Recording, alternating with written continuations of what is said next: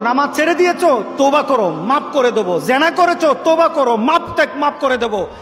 আকাশ সমান গুনাহ করেছো, তওবা করো, মাফ করে দেবো। আল্লাহু আকবার। শুধু তাই নয়, আল্লাহ বলেন, বান্দা যখনই তওবা করবি তোরে আমি পছন্দ করি। এত গুনাহ করার পর তুই যখন আমার সাথে তওবা করবি, আমি তোরে পছন্দ করি। শুধু তাই নয়, আল্লাহ সুবহানাহু ওয়া তাআলা বলেন, যারা মুতাতাহহিরিন, যারা পবিত্রতা অর্জন করে, আল্লাহ তাদেরকে পছন্দ করেন। আমরা পবিত্রতা অর্জন করি কি দিয়ে? উযু দিয়ে। বলেন কি দিয়ে? উযু দিয়ে।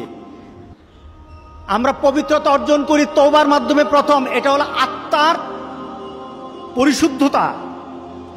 আপনার দেহকে পরিশুদ্ধ করতে হবে, আত্মাকে পরিশুদ্ধ করতে হবে। আপনার আত্মাকে পবিত্র বানাবেন।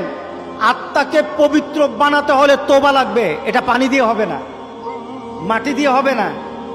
আপনার আত্মাকে যদি পবিত্র করতে চান তাহলে তওবা লাগবে। কি লাগবে? তওবা।